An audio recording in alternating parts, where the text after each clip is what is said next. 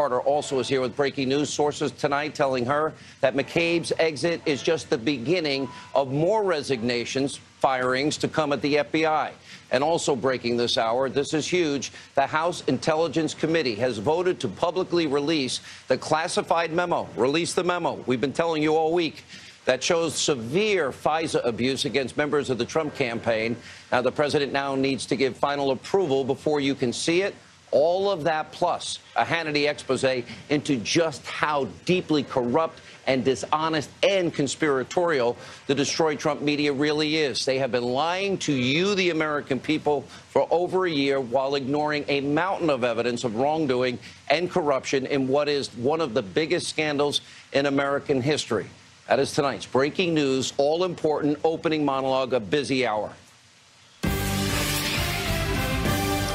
All right, we start tonight with a massive shakeup at the FBI. Fox News now reporting that Deputy Director Andrew McCabe has now been removed from his position at the Bureau. And this is very important. The timing of McCabe leaving the Bureau comes just hours after the FBI director went to Capitol Hill to view the classified memo detailing Obama administration FISA abuses against the Trump campaign. And remember, the Daily Beast is reporting that McCabe, James Comey, and Rod Rosenstein are all named in this 4-page document.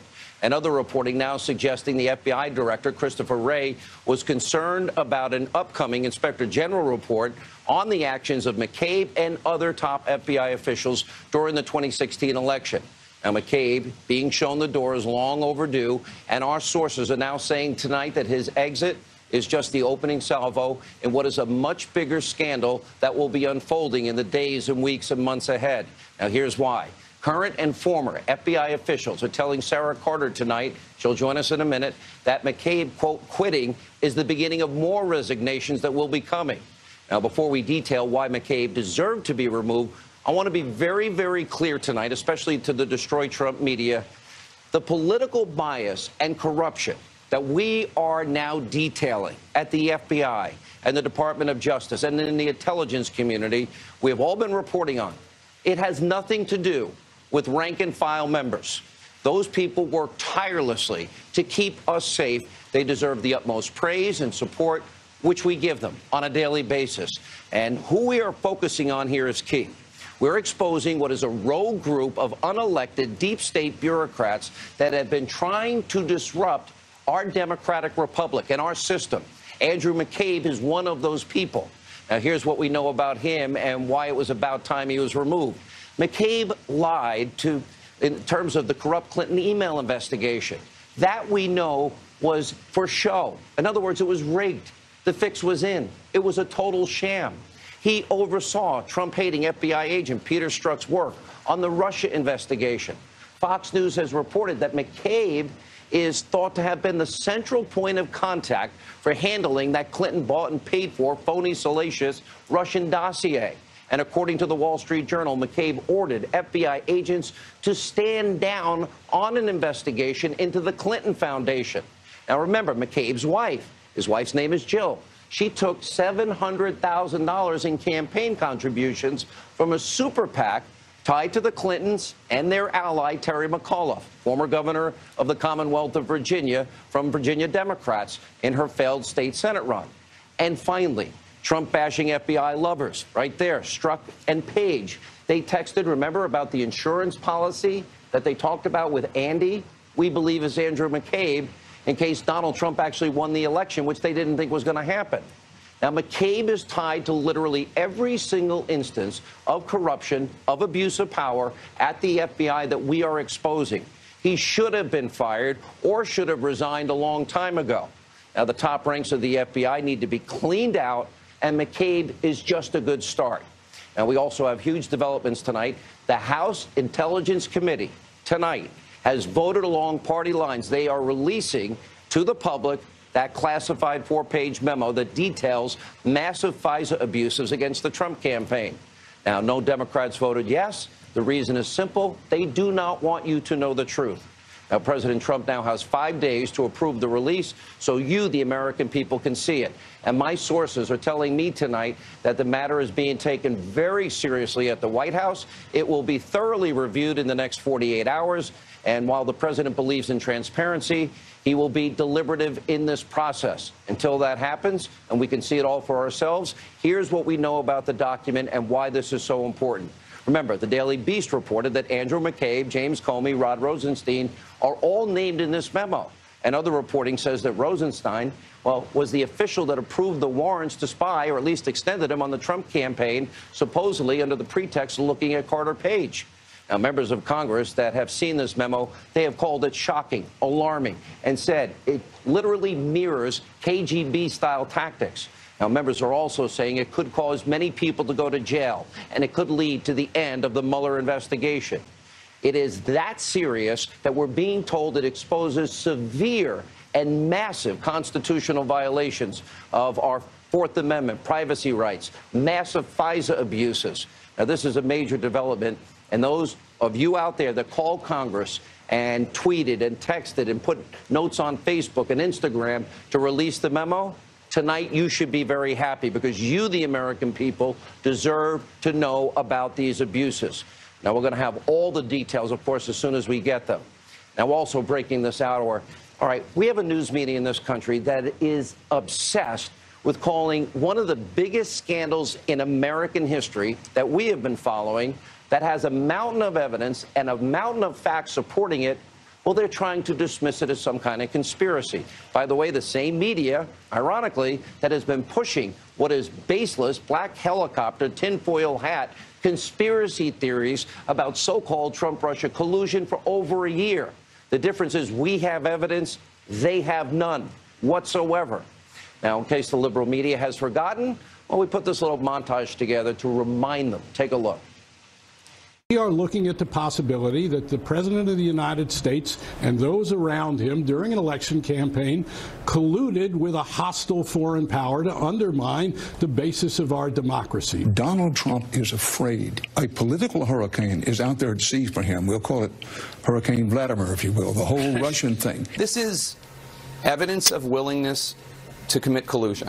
There's outright treason. I mean, there is no question that what he is doing is giving aid and comfort to the enemy. This cloud about collusion with Russia will hang over him no matter where he stands. It certainly feels like we're in the opening stages of a devastating political chapter in American history. Tom Friedman said the election hacking is at the caliber of a Pearl Harbor or a 9/11. Do you agree with that? I completely agree with that. Donald Trump now sits at the threshold of impeachment. You told the Washington Post last week that, quote, there's a smell of treason in the air when it comes to this investigation. A lot of people are afraid to use the T word, treason, but in the end, that's what people are investigating. If there's any day to be watching Ari, it is today. Russia, Russia, Russia. A lot going on. Now, what's been playing out here is a coordinated effort by the media to smear, slander, besmirch President Trump with what they know now is a total fabrication. Now, we have seen nothing, I mean nothing, showing Trump-Russia collusion for over a year. Okay, don't take Sean Hannity's word for it. Forget me. All right? Many top-ranking Democrats, people in the intel community, have all said the same thing. This is a reminder for the destroyed Trump media. Take a look. The allegation, of course, is that the Russians in the hacking and dumping of documents in the election had essentially relationships with Trump campaign people. But I'm not prepared to say that there's proof you could take to a jury. Do you agree with this conclusion that the president has reached, that there was no evidence of collusion? You know, we haven't seen any of that whatsoever, George. We've been looking and showing everything that they possibly have. That has not led to that. The last time we spoke, Senator, I asked you if you had actually seen evidence of collusion between the Trump campaign and the Russians, and you said to me, and I'm quoting you now, you said, not at this time. Has anything changed since we spoke last? Well, no, it hasn't. I know we need to go soon, but just to be clear, there has been no actual evidence yet. No, it has not been. At the time I left, I did not see any smoking gun certitude evidence of collusion. No evidence of collusion. Now, the corrupt media in this country, they seem impervious to facts, truth. They don't look for the truth anymore. They're believing at this point their own lies. I think many have actually convinced themselves with their destroy Trump mentality that their phony narrative is actually true without any evidence. Now, to help you understand exactly what's going on, I want to compare and contrast real facts, real evidence between a massive American scandal and so-called Trump-Russia collusion. Here's what the media is ignoring. Let's compare and contrast. Hillary Clinton, we know, broke the law by having a secret, top secret, special access program and classified information on her server. U.S. Code 18, USC Code 1870, whatever. There's a million laws. We put them up on the screen many times. Clinton broke the law when she deleted 33,000 subpoenaed emails. Remember? And then just to make sure, she acid washed and bleach bit the hard drive so nobody could ever get them. And then Clinton broke the law when her aides were smashing the BlackBerries and mobile devices with a hammer. Do any of you at home do that? And then they turned over cell phones to the FBI, but those cell phones had no SIM cards. Those are facts, incontrovertible. Now, we found out, too, that Peter Strzok, James Comey, and others, remember, they put the fix in. Who writes an exoneration before an investigation, before you interview Hillary Clinton herself and 17 other key witnesses? And remember, they also changed the legal standard in their many exoneration letters. They took out the legal standard gross negligence and changed it to extreme carelessness. And then they altered references to Clinton's server being hacked by hostile actors. Well, that's put people's lives in jeopardy. And that allowed Hillary Clinton to stay in the presidential race. What we know there are facts. And we also know, according to Donna Brazile, Clinton controlled the DNC, rigged the primary against Bernie Sanders. Imagine if Donald Trump did it against 16 Republicans. Now, we discovered that Hillary Clinton tried to rig the general election. Remember? She used a lawyer to pay Fusion GPS over $12 million, create a phony Russian dossier full of lies and propaganda to influence the American people so she could rig that election. And now we're also learning that the Clinton bought and paid for dossier, and this is the scary part, was used by top Obama administration officials to obtain a FISA warrant to spy on an opposition party, the Trump campaign, in an election year, and then a president-elect. These are all facts. And new text messages have also exposed the massive bias from anti-Trump FBI officials, Strzok and Page. Remember? They called Trump an idiot, a lonesome human being, F Trump. And we know that Strzok and Page talked about the so-called insurance policy with who we believe is Andrew McCabe, who was fired today. And remember, July 1st, before they ever interviewed Clinton, before Comey ever came forward and went public on July 5th, they revealed that Loretta Lynch knew the fix was in the Clinton investigation. So let's see, Strzok and Page and McCabe and Comey and Loretta Lynch all knowing? Now, they were hesitant to investigate Hillary Clinton. We also learned because they thought she might win and retaliate against them. Those are facts. Those are real text messages, and it's only a small sampling of what has been released. There is evidence showing and proving all of this. So what does the media have to prove as it relates to Trump-Russia collusion a year later? Nothing. No evidence. No facts. They're basing everything on nothing but their own conspiracy theory in their own little media bubble. We have been giving you facts, we have been telling you the truth, and the media has been proven to be pathological liars at a level we've never seen before in history. They have become tinfoil hat conspiracy theorists at the highest levels. The media is now married to this phony narrative, and they cannot let it go. And by the way, the massive hypocrites, they don't care about truth. They obviously don't care about equal justice under the law, nor do they care about the Constitution of the United States, because if they did, they would be reporting all of the facts that we just gave you. Here with reaction, we have the host of Justice, Judge Jeanine Pirro, Fox News contributor Sarah Carter, former Deputy Assistant to the President, Fox News National Security Strategist Sebastian Gorka. We got to start with you. Your breaking new news tonight about Andrew McCabe. Let's start there and work our way back. What we know tonight is that FBI Director Christopher Wray went Sunday and reviewed the 4-page FISA memo. The very next day, Andrew McCabe was asked to resign. Remember, Sean, he was planning on resigning in March. That already came out in December. This time they asked him to go right away. You're not coming into the office. I heard reports he didn't even come in for the morning meeting, that he didn't show up. A source of mine told me tonight that when Ray read this, it shocked him to his core. Shocked him to his core. And not only that, the Inspector General's report, I have been told tonight by a number of sources. 1.2 million pages already handed over to Congress. Correct, 1.2 million pages. But there's indicators right now that McCabe may have asked FBI agents to actually change their 302s. Those are the interviews with witnesses. So basically, every time an FBI agent interviews a witness, they have to go back and file a report. Change it, that would be what? Obstruction of justice and against the law. Exactly. Obstruction of justice. This is something that the Inspector General is investigating.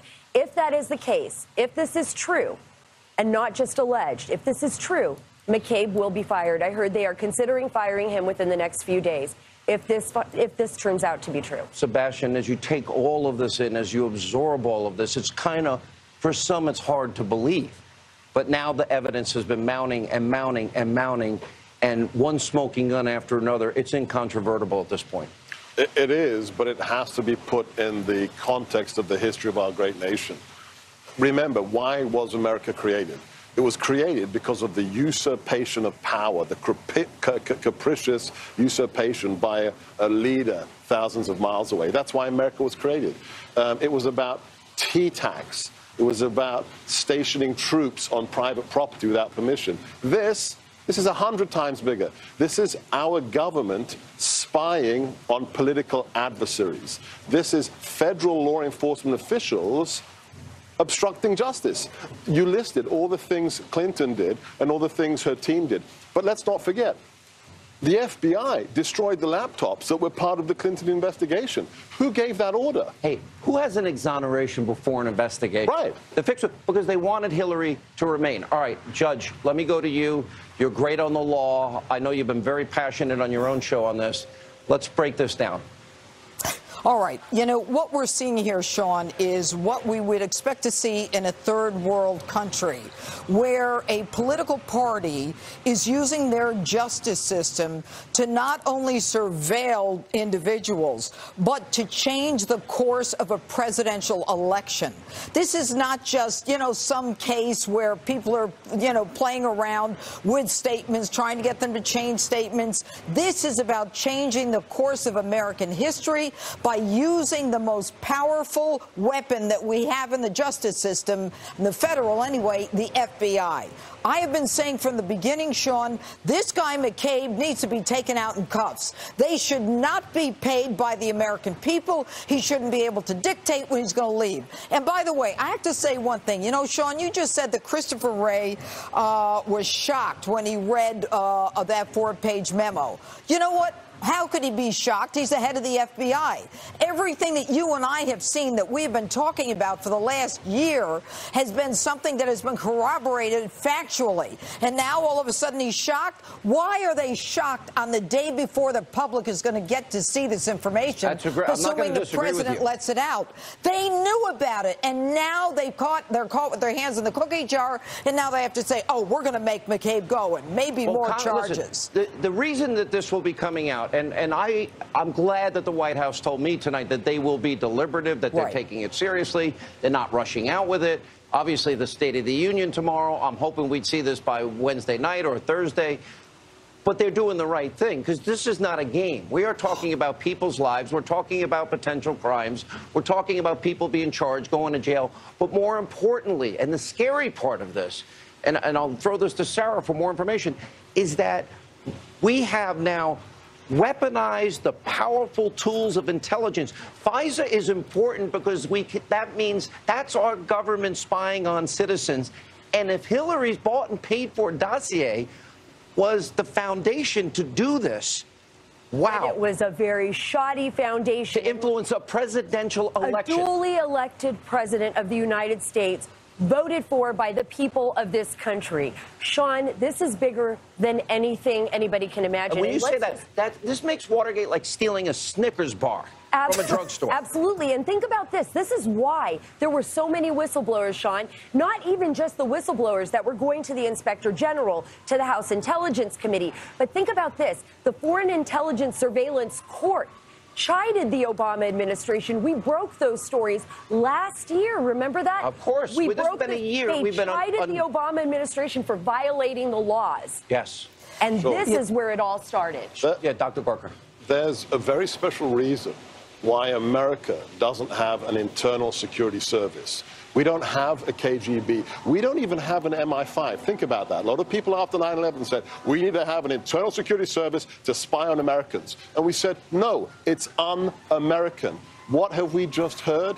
That the Obama administration used the intelligence community for political purposes. And with a bought and paid for opposition dossier of lies. All right, you get the last word tonight, Judge Janine. You know, one of the things that we have to worry about going forward is, as the evidence is out there, and my hat is off to Sarah Carter, to the Hill, John Solomon, all those guys, but we need a prosecutor in the Justice Department. We need a prosecutor in that Justice Department, not Rod Rosenstein, who right now is in the middle of all this, Judge, and in the middle of Uranium we need a special 1. Counsel. We need it yesterday. We need it so what is appointed. everyone waiting for, Sean? I don't know what they're waiting for. I don't know. It's a scary night, but there's going to be a lot of news all week long. We are part of a small group of people. I'll add John Solomon. I'll add Greg Jarrett. I'll add Tom Fitton. I'll add Joe DeGeneva and Victoria Tunsing. Anybody I'm missing? Chris Farrell. Chris Farrell. And I will say Freedom Caucus members and some others. Not a lot of them. Ron DeSantis, Mark Meadows, Jim Jordan. Right. Sad. The media's been lying to you. We've caught them. When we come back, Kellyanne Conway. By the way, they have us doing the show in the cold. It's freezing. That's a real open, cold air back there behind me. We'll continue from the swamp straight ahead.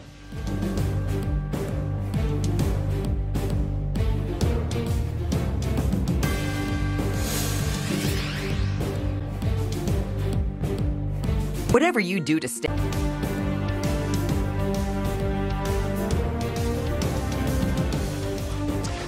All right, as we come to you from the swamp, the sewer that is Washington, D.C., joining us now at the big reaction to breaking news tonight, counsel to the president, Kellyanne Conway. Good to see you. How are you? I'm great, Sean. You like it? We didn't give you any heat. They actually, they handed me a heated seat, and I'm like, give it to the guests. I don't need a heated seat. Welcome back. This is not small. You've been in the White House for the entire year. There's no evidence of this collusion narrative of the media. I've watched you try and fight with these idiots over on the whole network. How about when I held up the papers on your show? They're so easily baited. Collusion, delusion, illusion, collusion, no collusion. And here we are 6 months later, still. But here we are also. But it's a very serious matter now, of course. You know, people should be outraged at what we know the fix was in on Hillary's email so she could keep running. We know the people involved. We have the text messages. And then we know that her paid-for dossier was used to spy on an opposition candidate and an incoming president. This isn't funny. Look, I want to make something very clear. The president went to Quantico last month.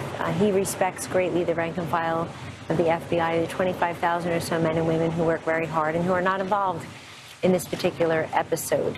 We are just processing the memo at the White House. The president will look upon it very deliberatively. He takes it very seriously. But at this moment, we should just leave it to those who are going out and investigating and making some new facts known, as some of your guests are doing, so that the American people can at least have a transparent, accountable way to decide what they see here.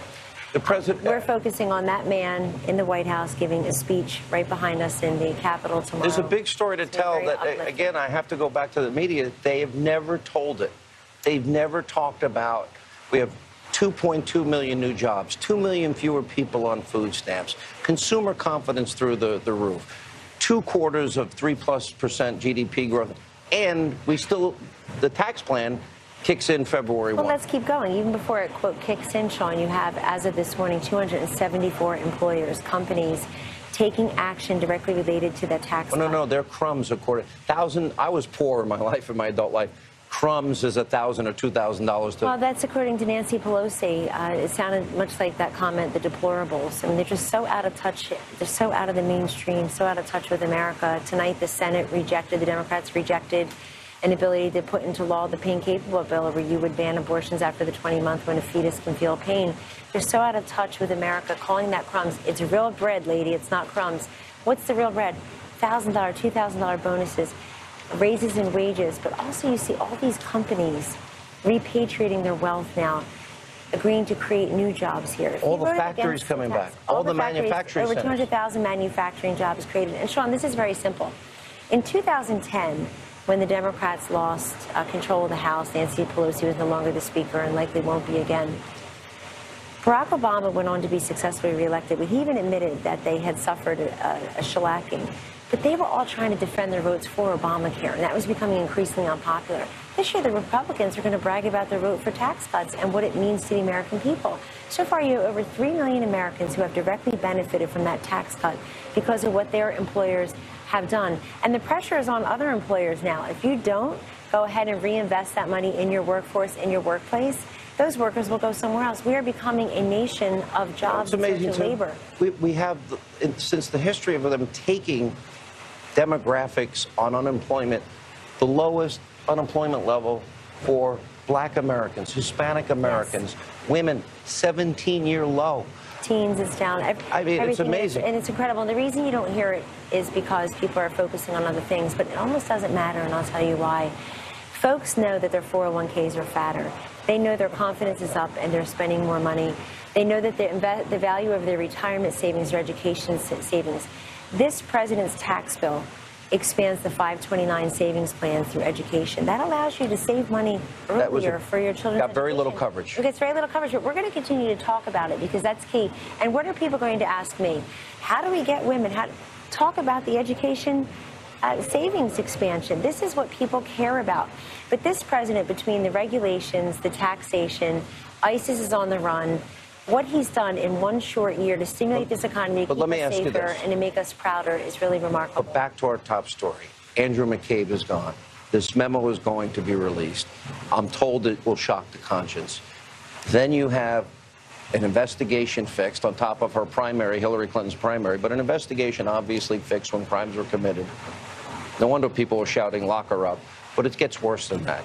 Then her phony Russian dossier used as a foundation to get a warrant to spy on Donald Trump and his campaign and an incoming president.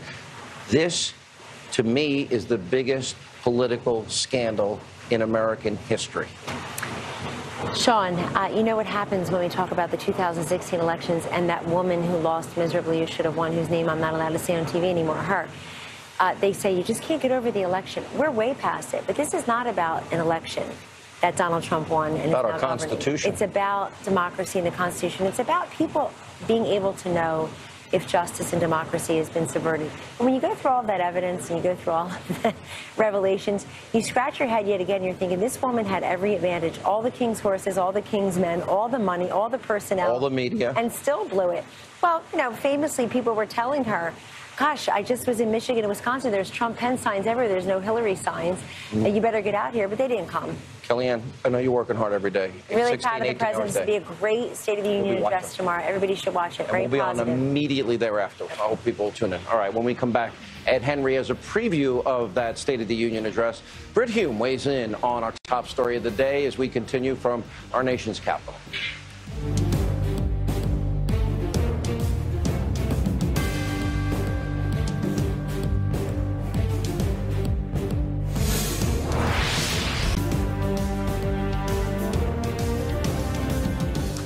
All right, President Trump, he's preparing to deliver his first State of the Union address tomorrow night at the Capitol building, that one right behind me in the cold, live from the White House with a preview of the president's speech is Fox News chief national correspondent. You know, how unfair is it for me to whine about the cold when you're out in the cold every night? Yeah, Sean, you should tell me to shut up, Hannity, and just, you know, stay in the comfort of your warm studio. I would never tell you to shut up, Sean, although I will reveal to our audience you have a cushy tent and little heaters and probably some blankies and all the rest. Oh, my God. Really? Go ahead. I don't have an overcoat on, though. Give me credit. And they took away the heat warmer.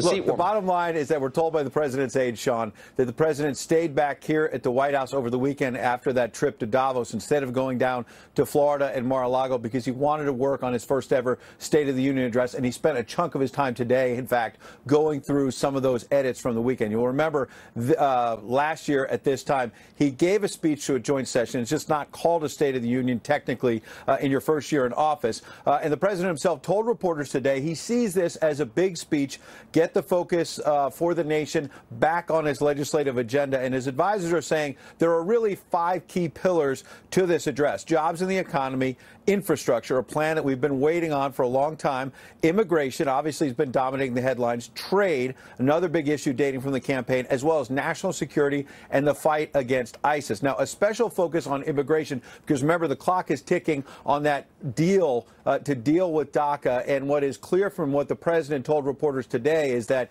he understands politically Republicans don't have the votes to go it alone here to actually beef up border security. So he's going to issue a challenge, we're told, in the State of the Union address tomorrow night to Democrats to say, look, I'm going to deal with you on DACA if you end the visa lottery program, if you give me some funding for the wall. He laid it all out today. Watch. For many years, they've been talking immigration. They never got anything done. We're going to get something done. We hope it's got to be bipartisan because the Republicans really don't have the votes to get it done in any other way. So it has to be bipartisan. But hopefully the Democrats will join us, or enough of them will join us, so we can really do something great for DACA and for immigration generally. And this is obviously an opportunity for the president to try to build on the momentum from the tax cut, which is how he ended last year. But with all the investigations, the FBI controversies, the Mueller probe, he has not gotten that legislative agenda back on track so far this year. Obviously, with millions watching tomorrow night, it's an opportunity to do that. Back to you, Sean, in that cushy tent. All right, Ed. It's not really that cold out. I like to complain and act like I used to build houses in the freezing cold. I don't know. That was a long time ago. All right, thank you so much, Ed Henry. Joining us now is Fox News senior political analyst Britt Hume. Britt, let's go to the top story here. So you have the House Intelligence Committee. They released this memo. It's now going to go to the White House. My sources told me tonight that the president, the White House, will be very deliberative. They're going to take this very seriously. There's no rush to get it out. They want to know exactly what is in this first. Well, that's what the process calls for.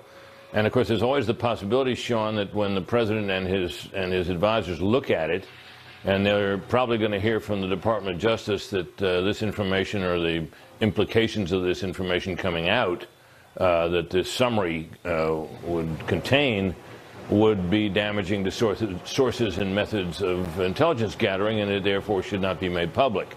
I have a hunch, however, that what will happen is they'll look at it and they'll say, no, this isn't going to hurt anything. It doesn't contain the underlying raw intelligence upon which it's based.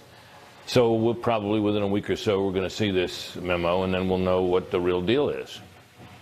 Britt, look, you've been around Washington a long time. I'm now in my 23rd year here at Fox, 30 years on radio. I have a lot of sources, as you do, and every single person that I know that saw this memo, they use words like explosive, shock the conscience, will be a political earthquake. It's only the beginning. In other words, that there's a lot more that they know is coming that will follow. What are your sources telling you?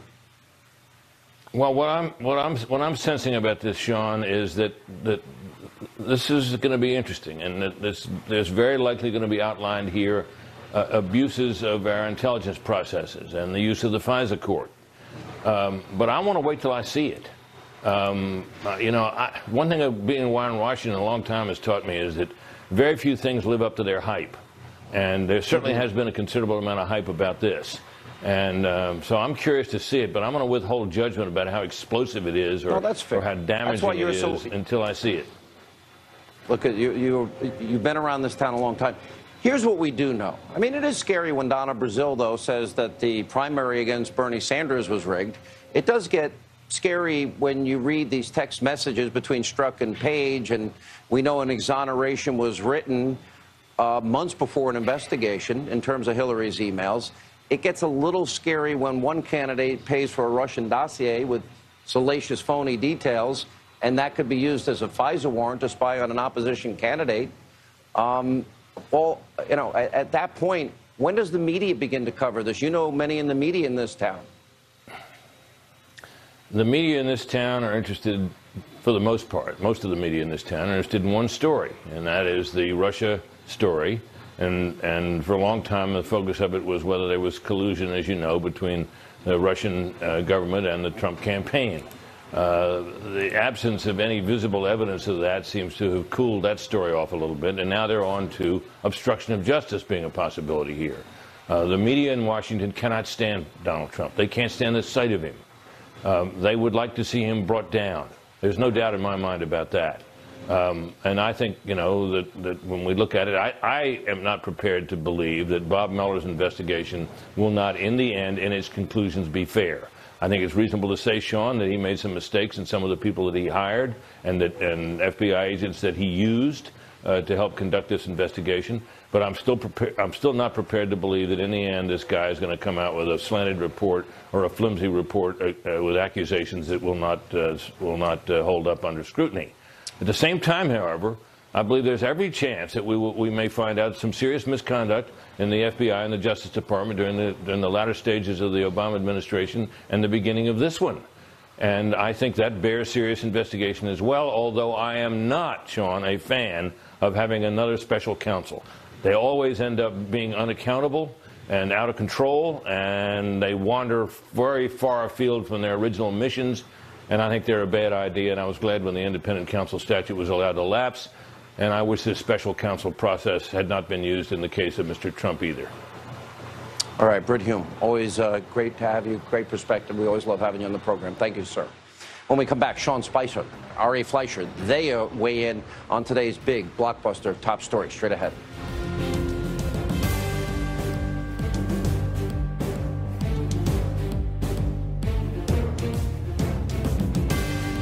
This program is brought to you by... Now, following the vote, Democrats and members of the mainstream media immediately began condemning the move. They don't want to see the memo, and they especially don't want you to see the memo. Take a look. All you need to understand is that the Republicans declared war today on our national security, on classified information. I think we're seeing a breakdown of democracy here. We've never had a situation in which the Congress has moved into a criminal investigation and turned it into a political circus. And that's exactly what's going on here. It looks a lot like Watergate. It also has fringes of the Salem witch trials, and you throw in the McCarthy hearings, and I think we've got one crisis about to happen here.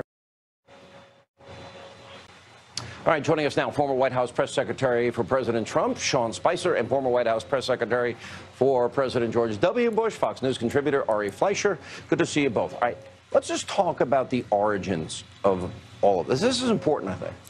And the origins are simple. You have an email server investigation that clearly they were exonerating before investigating. Yep. We have it was written months before they even interviewed the main principals. Then we've got a dossier full of Russian lies and propaganda. That was used to influence the American people. That was not true. And then we know it was used as a foundation to get a FISA warrant, to spy on a campaign, and then a president-elect. To me, that's the biggest story in our lifetime. It is such a danger because FISA is all about spying on Americans, and you better have good cause rather than op research that was never verified, as Glenn Simpson said.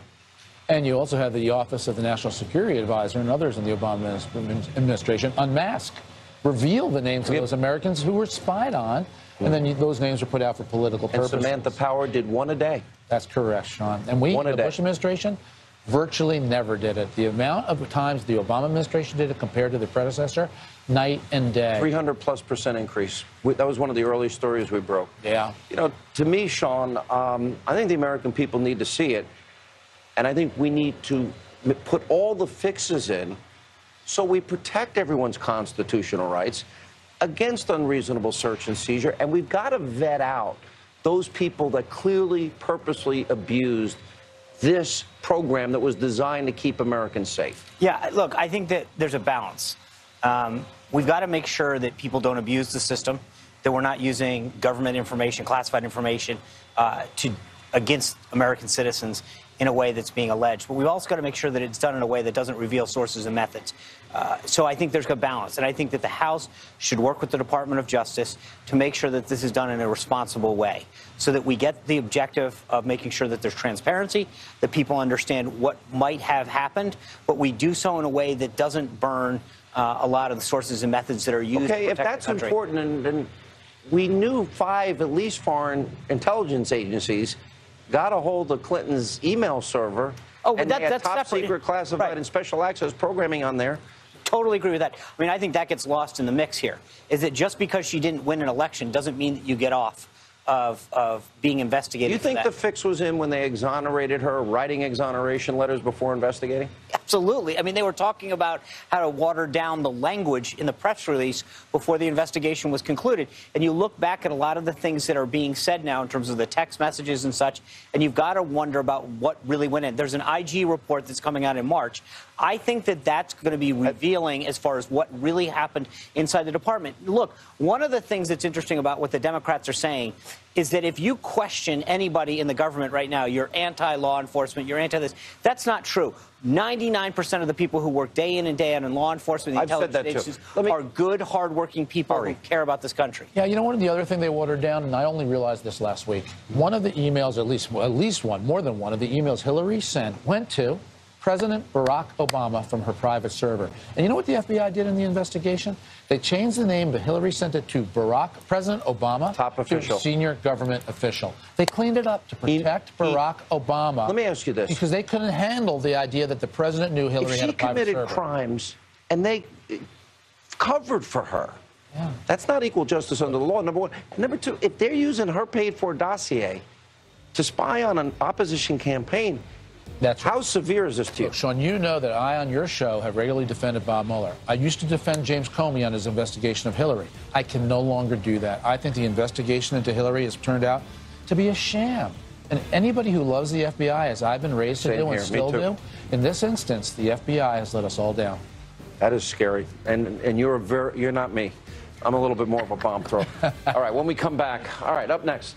Grammys off the rails last night. We've got the best tape, video of the day, Hannity Hotline from our nation's capital, the sewer. Straight ahead.